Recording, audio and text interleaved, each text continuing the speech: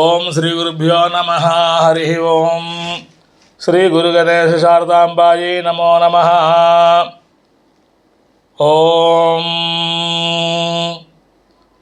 ధరాధరేంద్రనందిని విలాసబంధుబంధురస్ఫురదృగంత సంతతి ప్రమోదమాన మానసే కృపాకటాక్షధోరణి నిరుద్ధ దుర్ధరాపది క్వచిద్దిగంబరే మనోవినోదమేతు వస్తుని. హర హర మహాదేవ శంభో హర. మన వేద సంపద ఛానల్కి స్వాగతం సుస్వాగతం.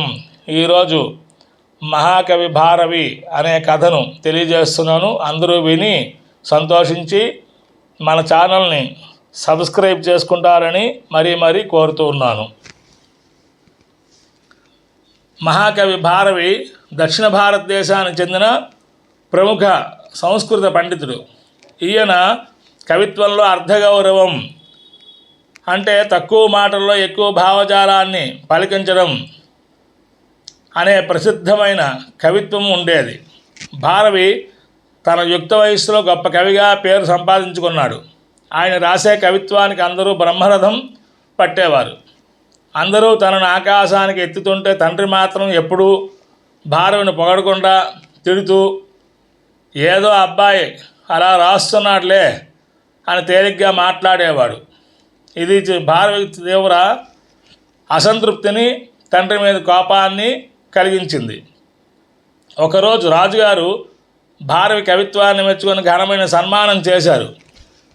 ఎంతో ఆనందంగా ఇంటికి వచ్చిన భారవి ఈసారైనా తండ్రి తనను అభినందిస్తాడని ఆశపడ్డాడు. కానీ తండ్రి ఎప్పట్లాగే రాజుగారి సన్మానం కూడా చాలా సాధారణంగా తీసుకున్నాడు. విపరీతమైన కోపంతో భారవి నన్ను చూసి వారవలేకపోయే ఈ తండ్రిని ఇప్పుడే చంపేయాలి అని పగబట్టాడు. దురాలోచనతో పెద్ద రాయి పట్టుకొని అటక మీద కూర్చున్నాడు. తండ్రి ఏ సమయంలో వస్తే ఆ సమయంలోని ఆ నెత్తి మీద బండరాయి వేసి చంపడానికి సిద్ధపడ్డాడు.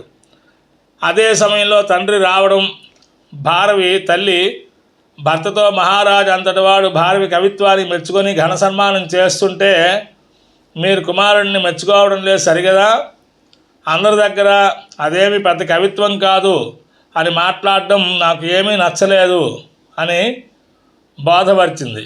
మెచ్చుకుంటే మీ సొమ్ము ఏమైనా పోతుందా? కుమారుడు మీ మెప్పు కోసం ఎంతో ఆశపడి ఉంటాడు అని చెప్పింది.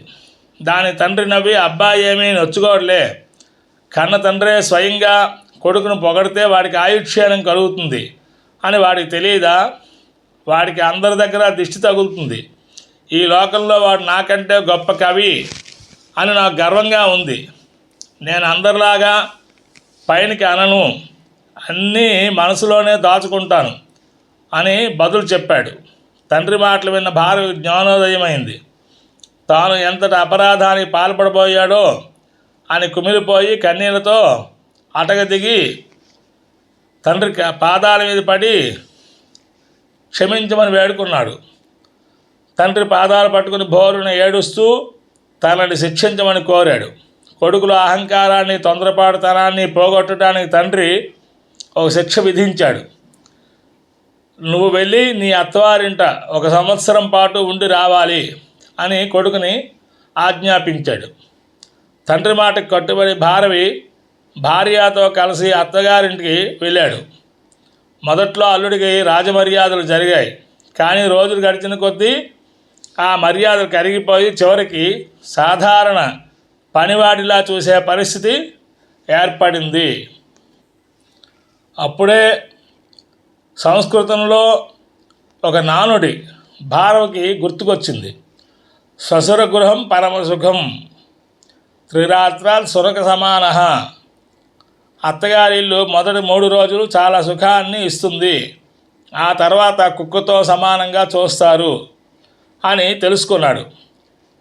ఈ కష్టకాలంలోనే భారవికి పరిపక్వత ఏర్పడింది. తొందరపాటు వల్ల వచ్చే నష్టాలను చూసి ఆయన ఒక అద్భుతమైనటువంటి శ్లోకాన్ని రచించాడు. సహసా విదధేదిన క్రియామవివేక పరమాం పదాం పదం వృణుతే విమృశ్యకారిణం గుణలుబ్ధా స్వయమేవ సంపద. అర్థం, ఎప్పుడు ఏ పనిని కూడా తొందరపాటుతో అవివేకంగా చేయకూడదు. అవివేకమే అన్ని ఆపదలకు మూలం. బాగా ఆలోచించి విచారించి ఏ పనినైనా చేయాలి. అప్పుడు ఆపదలు తొలగి సంపదలు స్వయంగా చేకూరుతాయి. జీవితంలో ఎదురైన కష్టాలు, పరిపక్వత, తండ్రి నేర్పిన పాఠాల ద్వారా భారవి ఒక మహోన్నత కవిగా రూపాంతరం చెందాడు. ఆయన మహాభారతంలోని అరణ్య పర్వ ఇతివృత్తాన్ని తీసుకుని కిరాతార్జునీయం అనే మహాకావ్యమును రచించాడు. పాండవులు అజ్ఞాతవాసానికి వెళ్ళే ముందు అర్జునుడు శివుని గురించి తపస్సు చేయడానికి ఇంద్రకీలాద్రికి వెళ్తాడు. అర్జునుని తపస్సును పరీక్షించడానికి మోకాసురుడనే రాక్షసుడిని సంహరించడానికి శివుడు వేటగాడి రూపంలో అక్కడికి వస్తాడు. పంది రూపంలో ఉన్న రాక్షసుని చంపే విషయంలో అర్జునుడికి కిరాతకుడికి మధ్య భీకరమైన యుద్ధం జరుగుతుంది.